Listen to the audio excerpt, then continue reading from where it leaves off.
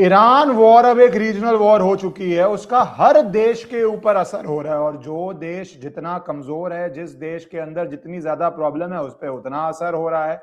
आपको पता है वेस्ट एशिया पे एक असर हो रहा है। भारत पे ये सवाल हो रहा है कि हमारे ट्रेड रूट्स का क्या होगा, चाइना का ऑयल कहां से आएगा। पर पाकिस्तान में तो डेथ्स हो गई हैं, डेथ भी इतनी ज्यादा कि ईरान इजराइल वॉर में मैक्सिमम डेथ अगर कहीं हुई है, इन दो देशों की बात हम छोड़ दें, तो वो हुई है पाकिस्तान के अंदर।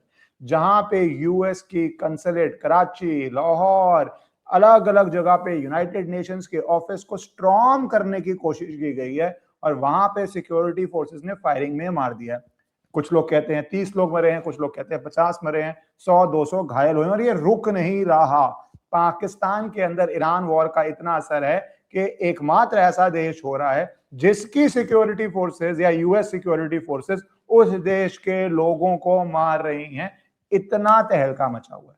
और ये तहलका मचा कब है? जब बलूचिस्तान इशू आपको पता ही है कितनी बुरी तरह फंसा हुआ है वहां पे डॉक्टर साहब हमें बताते रहते हैं। आपको पता ही है अफगानिस्तान पाकिस्तान वॉर पे क्या हो रहा है। आपको पता ही है इकोनॉमी का हालत क्या है। उसके अंदर ये नया बवाल।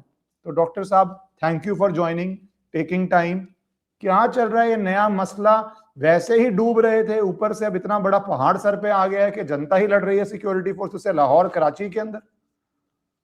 लाहौर कराची में भी, इस्लामाबाद में भी, हर जगह जो है वो प्रॉब्लम हो गई है पाकिस्तानी गवर्नमेंट को एक नई।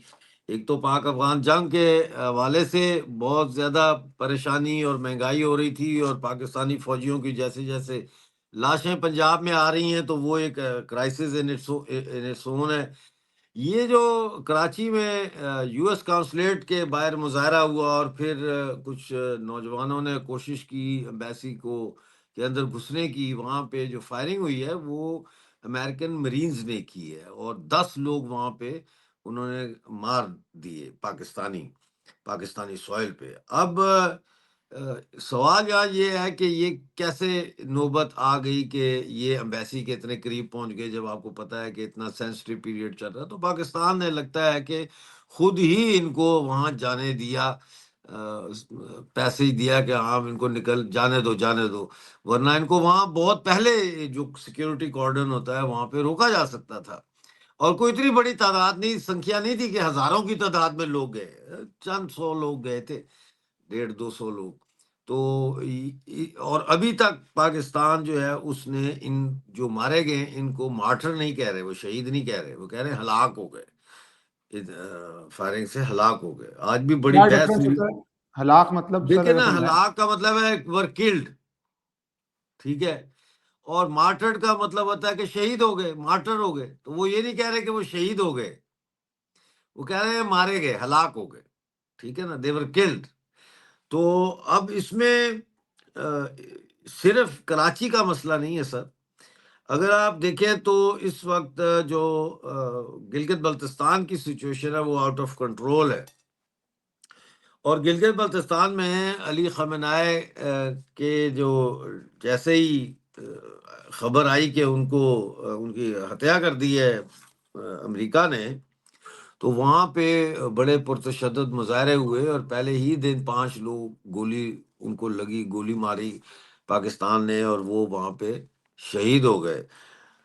उसके बाद अगले दिन उनका मुजाहरा वो था, जनाजा था, लेकिन फ्यूनरल प्रोसेशन था, लेकिन पाकिस्तान ने 2 दिन का कर्फ्यू लगा दिया था स्कर्दू में, राइट। तो उसके बावजूद लाखों लोग बाहर निकल आए, उन्होंने कर्फ्यू की परवाह नहीं की। तो उसके बाद प्रोटेस्ट हुए, उसमें भी फायरिंग हुई। तो इस वक्त जो मेरे पास जो फिगर है वो ये है कि गिलगित बल्तिस्तान में जो है वो टोटल 21 लोग शहीद हो चुके हैं अब तक। अच्छा। 21 अब तक जो है वो सिर्फ पाकिस्तानी ऑक्युपाइड जम्मू गिलगित बल्तिस्तान से हलाक हुए हैं। और सिर्फ एक दिन जो फायरिंग की गई जुटियाल में, वहां पे 13 लोगों को शहीद किया गया। पूरे पाकिस्तान में अगर वो 10 मिला लें इनके साथ, 21 के साथ, तो ये 30 से ज्यादा लोग अब तक जो है वो मारे जा चुके हैं पाकिस्तानी पुलिस और पाकिस्तानी फौज के हाथों, जो कि डायरेक्ट रिजल्ट है ईरान और इजराइल अमेरिकन वॉर का। गिलगित बल्तिस्तान में जो शगर है वहां पे अभी भी 4 दिन हो गए हैं, शटर डाउन स्ट्राइक चल रही है। मुख्तलिफ जगहों पे औरतों के जुलूस निकल रहे हैं। माइंड यू, ये गिलगित बल्तिस्तान की शिया आबादी है, क्योंकि वो शिया है ज्यादा मेजोरिटी। तो ये इस वक्त की सूरत हाल जो है, अमेरिकन जो मारे हैं इन्होंने, पाकिस्तानी जो मारे हैं अमेरिकन मरीन ने, उसका ये एक छोटा सा मैंने आपको बता दिया है कि उसके वजह से पाकिस्तान में क्या हो रहा है। और जाहिर है कि पाकिस्तान आर्मी जो है और पाकिस्तानी गवर्नमेंट जो है, उसके साथ पाकिस्तान की शिया कम्युनिटी नहीं खड़ी, वो उनको और सपोर्ट नहीं करती। डॉक्टर साहब, वैसे ही वहां पे एक वो टिंडर बॉक्स बना हुआ है, इतनी बुरी हालत थी, उसके बिल्कुल अंदर ये आ गया। तो मैं आपकी एक स्टेटमेंट पे थोड़ा इलाबोरेशन चाहता हूँ, क्योंकि ये बात सच है कि पाकिस्तान में यूएस, क्योंकि हाई रिस्क जोन है, तो बहुत बाउंड्री वॉल्स होती होंगी जिसमें लोकल पुलिस करती है, मरीन तो उनके अंत में आते हैं। तो वहां पे आप बोल रहे हैं हजारों की भीड़ भी नहीं थी, 200-300 लोग तो आराम से एयर में ही फायर करके वाटर कैनन से ही रुक जाता है। और यहाँ तो पूरी सिक्योरिटी होगी, स्पेशली ईरान हल्का। तो पाकिस्तान ने ये जान के, सिक्योरिटी एस्टैब्लिशमेंट ने जान के ये यूएस के ऊपर हमला करवाया है, और ये करवाने के पीछे रीजन, मंशा क्या है? देखें, इन्होंने जान के करवाया है ये दिखाने के लिए कि देखो जी, हमें आपकी सपोर्ट करने की वजह से इंटरनली कितनी मुखालफत का सामना करना पड़ रहा है, इंटरनली इतनी अपोजिशन है, फिर भी हम आपके साथ खड़े हैं, यू नो। ये और किया है। और फिर आपको पता है अमेरिकन मरीन्स का जो सबसे पसंदीदा खेल है वो गोली मारना और हलाक करना है लोगों को। तो उन्होंने उनको थोड़ा सा भेज दिए ये कि चलो, ये शेर के मुंह को जो है खून लगा हुआ है, तो ये खून भी ले लो, तुम मार दो गोलियां, अपना बड़ा तुम वो बना लो अपना एक प्रोफाइल के जी हमने एम्बेसी को बचाया, वरना पता नहीं ये एक और बनगाजी बन जाती है एम्बेसी हमारी। तो पाकिस्तान डबल ही नहीं ट्रिपल गेम खेल रहा है। आप देखिए, एक तरफ अफगानिस्तान, एक तरफ ईरान के जो सुप्रीम लीडर हैं उनकी जो हलाकत हुई है, उसके बाद इन्होंने उसको किया है कि जी बहुत बड़े लीडर थे, सरकारी सतह पर ये कहा गया। दूसरी तरफ अमेरिका के साथ हैं, और तीसरी तरफ आपको आज की खबर बताता हूँ। आपको पता है कल अजरबैजान की तरफ भी एक मिसाइल गया, कहते हैं ईरान का है, ईरान कहता है हमने नहीं फेंका।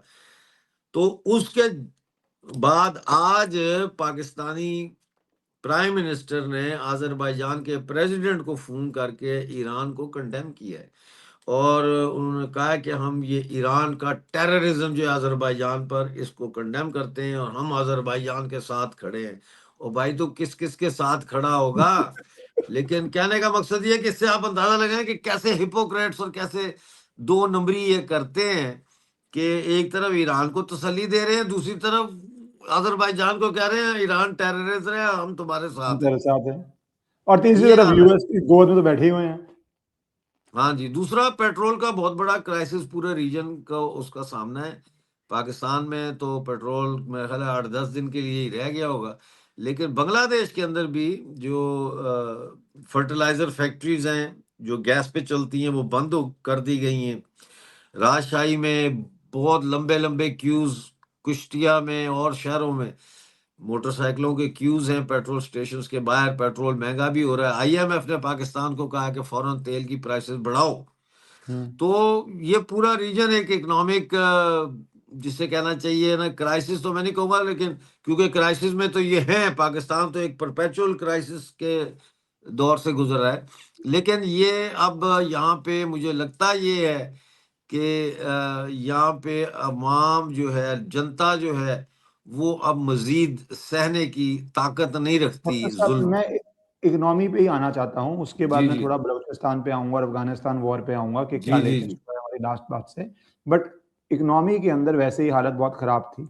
वहां पे दो तरह की इकोनॉमी है, एक वो जो मरियम शरीफ की शादी में दिखती है इकोनॉमी, जो 0.0001% के पास है, और दूसरी जहाँ पे रोटी खाने के वांदे पड़े हुए हैं, ब्रेड के प्राइसेस, महंगाई, इन्फ्लेशन है।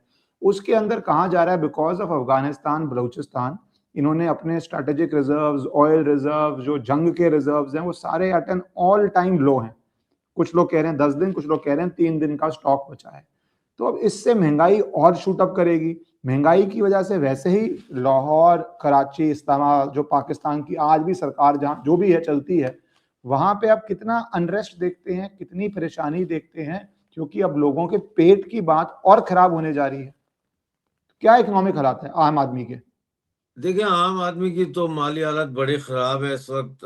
मैं ये समझता हूँ कि कम से कम खर्चा इस वक्त एक फैमिली का, जिसमें एक बच्चा हो, बीवी, खामद, एक फैमिली का कम से कम खर्चा 1 लाख रुपया महीना है। इससे कम है तो फिर दे आर स्ट्रगलिंग। अगर आपकी 50,000 और 1 लाख के बीच में है कमाई या तनख्वाह, तो यू आर स्ट्रगलिंग। अगर 50,000 से नीचे है तो you, according to my assessment, are living under poverty line. आप गुर्बत की लकीर से नीचे है, फिर गुजारा नहीं है। फिर आपको या दवाई लेनी पड़ेगी, या बिजली का बिल देना पड़ेगा, या खाना खाना पड़ेगा, या घर का किराया देना पड़ेगा। तो पाकिस्तान की जो मिडिल क्लास है वो बड़ी तेजी से मिट रही है, वो गुर्बत में जा रहे हैं, ठीक है ना। अब देखें, इकॉनमी, मैं क्या पाकिस्तान की इकॉनमी पे बात करूं। किसी की कोई इकॉनमी हो तो उस पे बात की जाए। एक डेट इकॉनमी है भाई। आपसे मैंने कर्जा पकड़ा और इस महीने का किराया दे दिया, बिल दे दिया, थोड़ा राशन पानी डाल लिया, गाड़ी में तेल डाल लिया, है जी। तो अगले महीना जब आया तो मैंने किसी और से कर्जा पकड़ के वो घर का किराया भी दे दिया, वो सारा कुछ मैंने कर लिया। तो कर्जे पे चलने वाली इकॉनमी का क्या करे बंदा। एक इस पे कोई तबसरा ही नहीं किया जा सकता, क्योंकि जी कोई सर, पर इकॉनमी महंगाई है ही नहीं। पर सर महंगाई पे तो किया जा सकता है ना, क्योंकि सर, अगर महंगाई महंगाई तो बढ़ेगी बढ़ती जा रही है ना, वो तो मैंने अर्ज उसका किया। मैं क्योंकि उसका एकदम जनता के अंदर असर सबसे ज्यादा पड़ता है महंगाई बढ़ते ही, और ये ऑयल की वजह से इन्फ्लेशन आएगा ही, महंगाई बढ़ेगी ही। बिल्कुल बढ़ेगी, और ये पॉलिटिकली ट्रांसलेट होगी एंटी शहबाज शरीफ और एंटी आसिम मुनीर प्रोटेस्ट्स की शक्ल में। ये ऐसे मुझे लगता है कि आने वाले दिनों में ये जो इकोनॉमिक प्रेशर अवाम के ऊपर, जनता पे आएगा, ये फिर महंगाई के खिलाफ प्रोटेस्ट के शक्ल नहीं होगी। इसकी इसकी शक्ल पॉलिटिकल होगी कि ये हुकूमत और आसिम मुनीर की वजह से महंगाई है। ये हम्म, ये एंगल आएगा, समझे हम्म, ना। तो एक तो ये है। दूसरा, पाकिस्तान देखें, बलूचिस्तान एक अलहदा मुल्क है जिस पे पाकिस्तान का कब्जा है, राइट। अब ये पाकिस्तानी फौज कहाँ कहाँ लड़ेगी। ये अफगानिस्तान के बॉर्डर पे भी लड़ेगी, ये सऊदी अरेबिया को भी फौज भेजेगी, ये गाजा भी जाएगी, ये बलूचिस्तान में भी नाक रगड़ेगी, ये सिंध के बॉर्डर से जो है उसको भी देखेगी, पीओजेके में भी फौज इनको रखनी है, गिलगित बल्तिस्तान में भी फौज रखनी है। तो it is practically speaking, it is not possible. आपको तनख्वाहें देनी है, खर्चा देना है, खाना देना है, फौज को वर्दियां देनी है आपने। तो ये मुमकिन नहीं है कि कई ऐसे हैं फौजी जिनको 4-4 महीने से तनख्वाहें नहीं मिली सिपाहियों को। तो वो कहते हैं कि आज इधर हम बैठे हैं ना, तो राशन तो इधर हमें मिल रहा है, खाना पीना तो मिल रहा है, सर पे छत भी है, बंकर में है या कैंप में है या जहां भी है। तो चलो घर जाएंगे, अगर तो तनख्वाह तो मिलेगी नहीं तो उधर कैसे खाएंगे, उन पे क्यों बोझ बने। तो बगैर तनख्वाह के ही बैठे हुए हैं सिपाही। कोई लड़ेगा ऐसा सिपाही जो बगैर तनख्वाह के हो, है जी। ईद सर पे आ गई, अच्छा ऊपर से ईद आ गई सर पे, ये और ज्यादा काम खराब करेगा। मैं आपको थोड़ा सा बलूचिस्तान के बारे में, अगर आप इजाजत दें। हाँ सर, बलूचिस्तान में क्या लेटेस्ट चल रहा है, थोड़ा आप ओवरव्यू दीजिए। लेटेस्ट, बिल्कुल मैं आपको लेटेस्ट बता देता हूं कि ये मेरे पास पिछले 36 आवर्स की रिपोर्ट है, ठीक है ना। तो इसको उसी कॉन्टेक्स्ट में देखा जाए।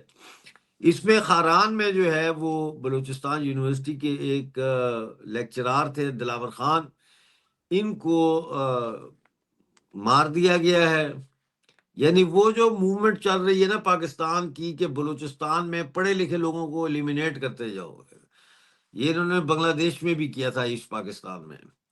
तो उसको कर दिया है, और जबकि प्रोफेसर बिलाल अहमद गिचकी शदीद जख्मी है। ठीक है जी। बलूचिस्तान के मुख्तलिफ इलाकों से फौज ने पिछले 36 घंटों में 10 लोगों को जबरी तौर पर लापता किया है। अब जो हमले हो रहे हैं पाकिस्तानी फौज पे, उस तरफ आ जाते हैं। तो पिछले 36 घंटों में खारान में गवाश के मकाम पर पाकिस्तानी फौज पर हमला किया गया है। 20 फौजी हलाक हो गए। अब आप गिनती करते जाए, एंड में मैं पूछूंगा टोटल क्या बना, वो आपने टोटल बताना है। सारी ऑडियंस 20, नीचे काउंट करती रहे और नीचे लिखती रहे। आपका ये हाँ पाकिस्तान हाँ के सैनिकों आपका मैथ टेस्ट है। हाँ, ये 20 तो यहाँ खारान में मारे गए। हम्म, फिर हुब चौकी में सिटी थाने के सामने खड़ी पाकिस्तानी पुलिस एहलकारों की गाड़ी पर दस्ती बम से हमला किया गया। उसका नहीं पता कितने मरे वहां। खसदार में करख के ऊपर, करख एक जगह है, उस पर बलोच कर्मचारियों ने कब्जा कर लिया है।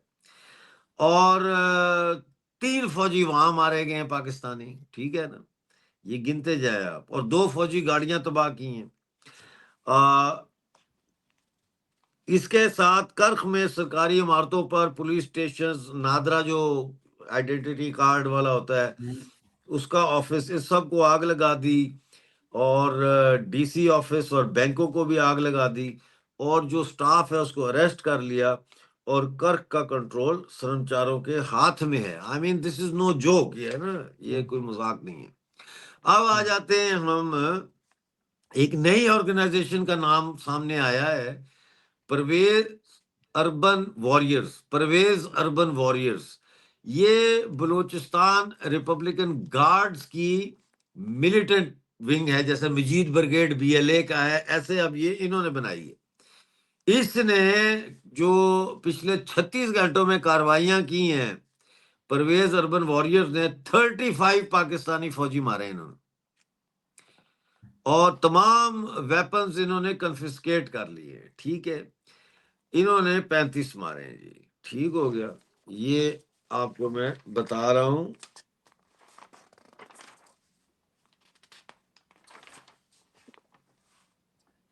जी, इतने सारे ग्रुप हो गए हैं अब तो, मतलब रोज आप कोई अच्छा, शहर आपका कैप्चर कितना करना। काउंट हुआ, टोटल क्या बना? 20 V 3 58।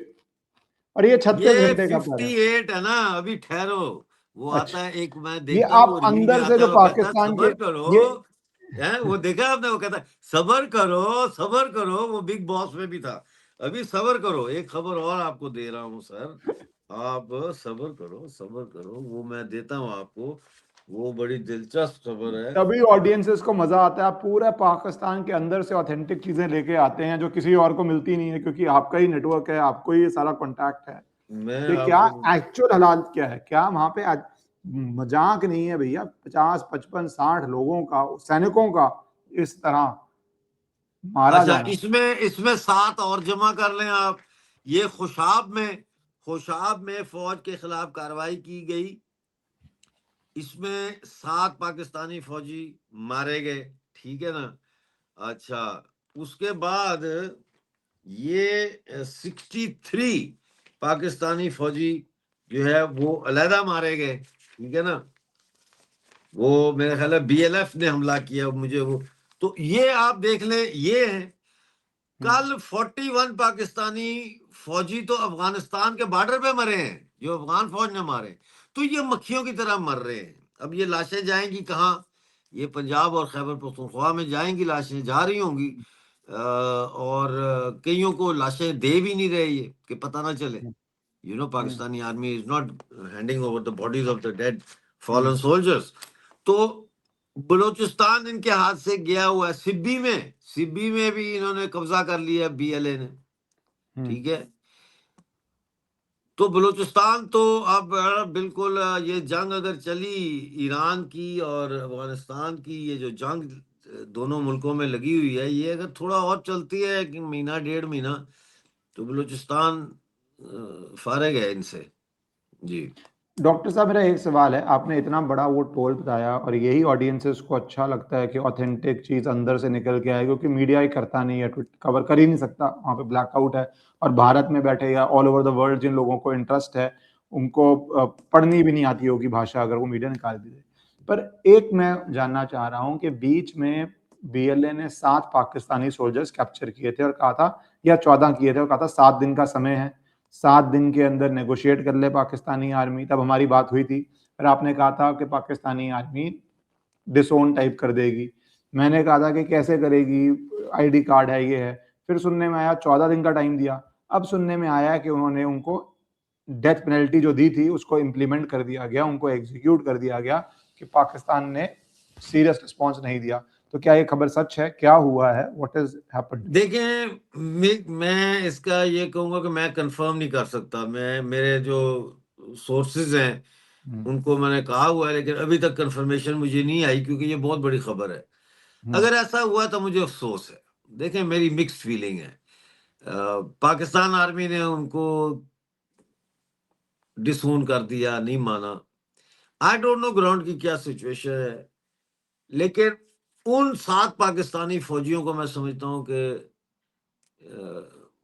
एक जिंदा इबरत की मिसाल बनाना चाहिए था, कि मार के नहीं बल्कि उनको जिंदा रख के, और उनको समझाना, उनकी पॉलिटिकल एजुकेशन करनी चाहिए थी, और उनको बलूचिस्तान की फौज में शामिल करके किसी एक यूनिट में अलग-अलग एक-एक को करके तकसीम उनको, तो पाकिस्तानी फौज के खिलाफ लड़वाना चाहिए था। मतलब ऐसा आइडियल होता अगर ऐसा हो जाता, लेकिन ऐसा वो ज्यादा बेहतर समझते हैं जिन्होंने उनको गिरफ्तार किया कि इनके साथ क्या करना चाहिए।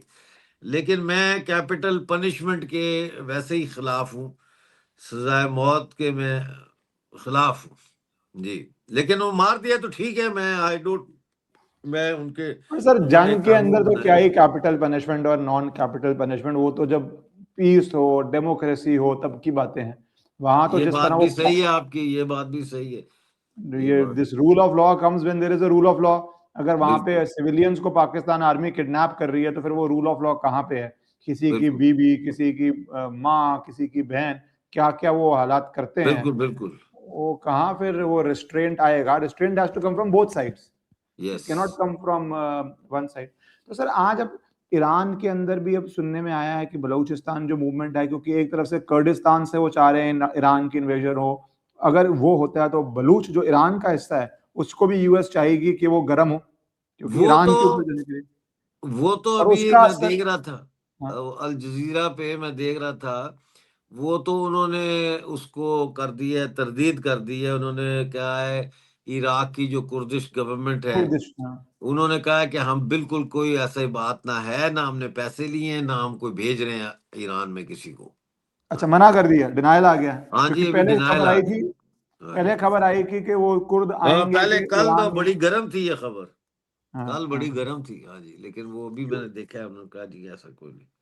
क्योंकि जो लोग ईरान को देख रहे हैं वो समझ रहे हैं कि अब आसमान से तो लग नहीं रहा रिजीम चेंज होगा, तो बूट्स ऑन ग्राउंड जाने पड़ेंगे। उसके लिए कह रहे हैं कुर्दी लोगों को, बलोच जो ईरान का हिस्सा है उनको किया जाएगा। आप उस रीजन को समझते हैं, आप क्या पॉसिबिलिटीज देख रहे हैं ईरान के अंदर? अब जो यूएस की जंग है, क्या है इसका आगे अगला हफ्ता, महीना, क्या देख रहे हैं? देखिए, ये डिपेंड करता है कि किसका जो मिसाइल का स्टॉक है वो पहले डिप्लीट होता है, समझे ना। तो अब मेरा ख्याल है ईरान का बहुत स्टॉक है, और ईरान के सस्ते हैं। मतलब है जो मिसाइल वो फेंक रहे हैं वो बहुत सस्ते हैं, वो हम्म, थाउजेंड्स में हैं उनकी हम्म, कॉस्ट, डॉलर्स में।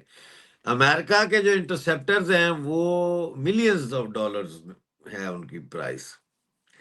तो अमेरिका का पैसा भी बहुत लग रहा है। 100 जो घंटे हैं जी, जंग के पहले 100 घंटों में अमेरिका का 3.7 बिलियन डॉलर्स ऑलरेडी खर्च हो चुका है, ठीक है ना।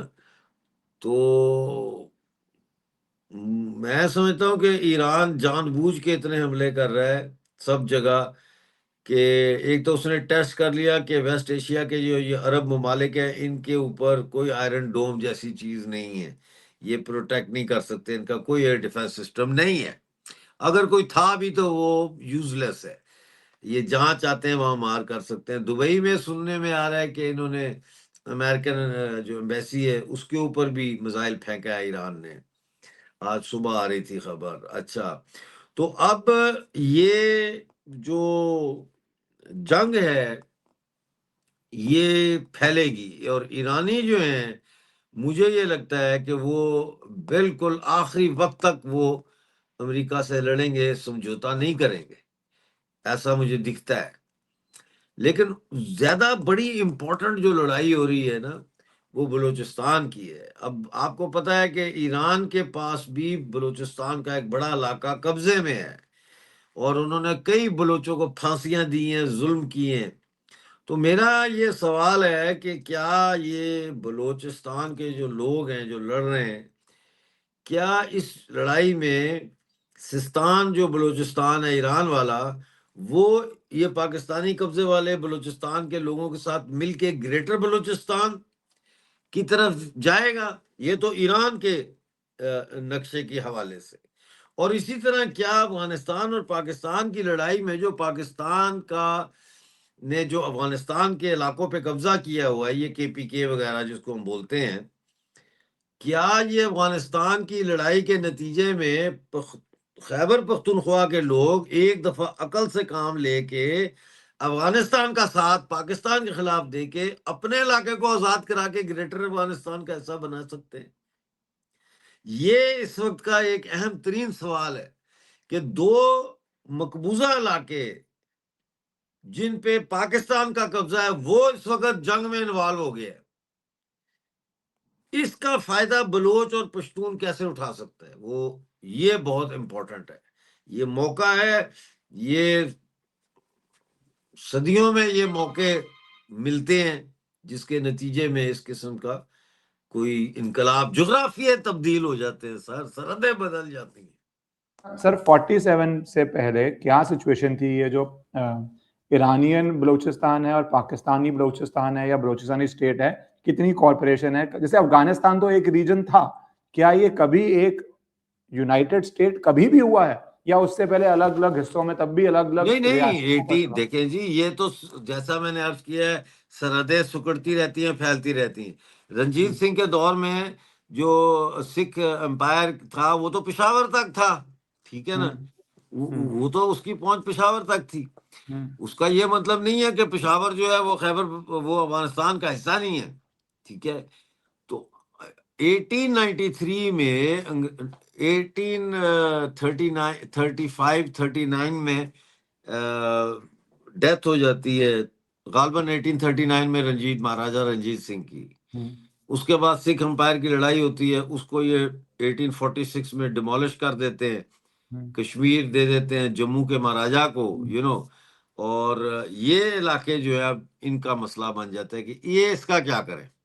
रंजीत सिंह से तो छीन लिया पेशावर भी सारा कुछ। तो फिर यहाँ पे एक मुआहदा होता है लॉर्ड मॉर्टिमर, मेरा ख्याल है ड्यूरेंट हैं, लॉर्ड ड्यूरेंट का और अफगानिस्तान के किंग का, जिसमें ये ड्यूरेंट लाइन बनाई जाती है 1893 में, 1893 में। और उस मुआहदे का होता है कि ये 100 साल तक रहेगा मुआहदा, 100 साल के बाद इसको हम रिवाइज करेंगे। जब पार्टीशन होता है तो इंडिया इंडिपेंडेंस एक्ट आता है।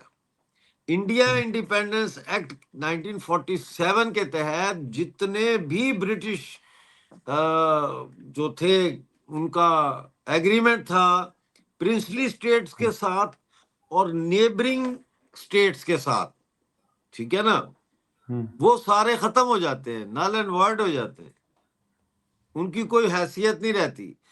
अब आ जाता है सेंटर और दिल्ली, और वो भारत के साथ अब उन्होंने डायरेक्ट जो है वो अपने मुआहदे करने हैं दोबारा से या नहीं करने, ठीक है ना जी। तो इसमें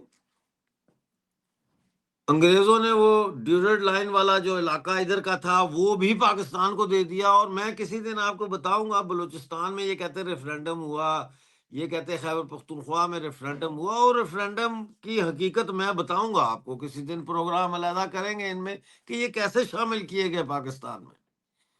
तो अब 1993 में, अच्छा पहली तो बात यह है कि 1947 में जब अंग्रेजों ने ये खत्म कर दिया मुआहदे, तो ये ऑटोमेटिकली खत्म हो जाना चाहिए था।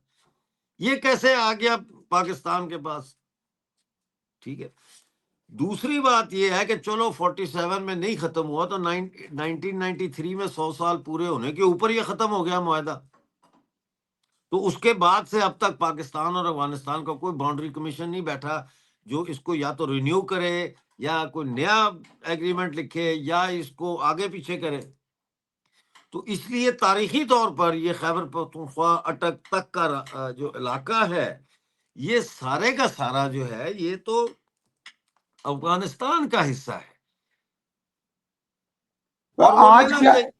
जी आज क्या हालत है डॉक्टर साहब? अफगानिस्तान की जो जंग छिड़ चुकी है वो भी मीडिया बहुत रिपोर्ट नहीं करता। आपने बलूचिस्तान की बातें बहुत बताई, पर मीडिया अफगानिस्तान वॉर भी नहीं कर रहा, एक्सेप्ट जो चीजें पाकिस्तान का डिफेंस मिनिस्टर के मुंह से ही निकल जाती हैं या पाकिस्तान सिक्योरिटी वाले कई जी बार जी बोल जी देते हैं, वो आ जाता है तो उससे दिखता है कि जंग तो बहुत सीरियसली हो रही है। पाकिस्तान अपनी एयरफोर्स यूज कर रहा है, अफगानिस्तान के डीप तक जा रहा है। लास्ट कब ऐसा हुआ है कि अफगान, मेरे ख्याल से पहली बार ही होगा जब अफगानिस्तान ऐसे बम्बार्डमेंट कर रहा है, डीप जा रहा है और तालिबान पाकिस्तान की ओपन जंग चल रही है और वो बॉर्डर बिल्कुल इनसिक्योर हो चुका है? या इससे पहले भी कभी ऐसे हालात हुए? और अगर अब हो रहा है तो पिछले हफ्ते 10 दिन में अफगानिस्तान क्या हिटबैक कर पा रहा है? क्योंकि Afghanistan is known for guerrilla warfare, उसने बड़े बड़े एम्पायर हरा दिए गुरिल्ला वॉरफेयर करके। पाकिस्तान की तो कुछ हैसियत ही नहीं है उसके सामने। यूएस को उसने, यूएसएसआर को उसने, ऐसे बड़े बड़े एम्पायर्स को उसने धूल चटा दी थी अपनी गुरिल्ला वॉरफेयर टैक्टिक। देखिए, पाकिस्तान तो हमेशा से पाकिस्तान ने अफगानिस्तान को बहुत ही बदतमीजी से ट्रीट किया है। हमेशा यही समझा है कि ये हमारे हैं, ये इनको जैसे हम चाहेंगे वैसे ये करेंगे और कोशिश भी यही रही है। और ड्यूरेड लाइन के ऊपर असल में अफगान और पाकिस्तान के जो है एस्टेब्लिशमेंट और अफगानिस्तान की जो बहस है, जो लड़ाई है, वो इसी बात पे है कि भाई ड्यूरेड लाइन का क्या है, हम नहीं मानते इस लकीर को, ठीक है ना। और पाकिस्तान कहता है कि नहीं ये बॉर्डर है, कभी फेंसिंग शुरू कर देते हैं, कभी कुछ कर देते हैं, उससे क्लैशेस शुरू हो जाते हैं। लेकिन ये जो इस दफा लड़ाई है, मैं लोगों का ये मानना है कि ये फैसला कौन होनी चाहिए लड़ाई।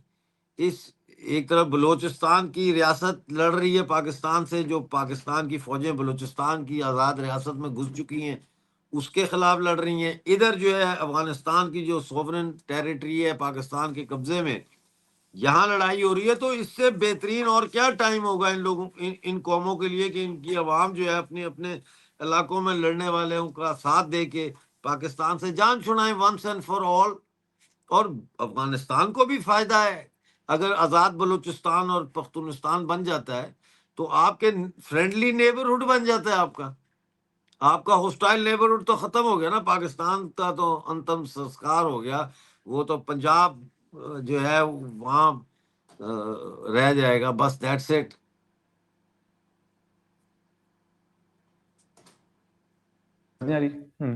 बट अभी मिलिटरीली क्या हालत है? एक तो अवाम का उठना है, क्या तालिबान अफगानिस्तान ये सीरियस है और इनकी क्या स्ट्रेटेजी रहेगी पाकिस्तान के अगेंस्ट इस जंग में? मैं कुछ नहीं कह सकता स्ट्रेटजी के बारे में, क्योंकि स्ट्रेटजीज जो होती हैं वॉर के अंदर बड़ी फ्लूइड होती हैं और वो चेंज होती रहती हैं। लेकिन मैं ये ज़रूर कह सकता हूँ कि इस जंग में पाकिस्तान बर्बाद होगा, अफगानिस्तान को शिकस्त नहीं दे सकता ये। ठीक है डॉक्टर साहब, ये आप जैसे बता रहे हैं हिस्टोरिक एक अपॉर्चुनिटी है बलूचिस्तान के लिए भी, बिल्कुल। अफगानिस्तान के लिए भी, यूएस के इशू के ऐसे पाकिस्तान के अंदर भी। देखते हैं कि वहाँ की जनता, जैसे बांग्लादेश ने हिस्टोरिक अपॉर्चुनिटी का एडवांटेज उठा लिया, भारत ने मदद हाँ बहुत जी। भारत नहीं किया बेसिकली तो, बट यहाँ पे तो इनको अपने आप ही करना पड़ेगा। भारत डायरेक्टली इनडायरेक्टली सपोर्ट करता है नहीं करता वो तो एक गेस वर्क है लोगों का, बट यहाँ पर हिस्टोरिक अपॉर्चुनिटी है। देखते हैं पाकिस्तान का नक्शा सेम रहता है नहीं रहता ईरान वॉर के अंदर। Thank you so much doctor साहब for your time. Thank you.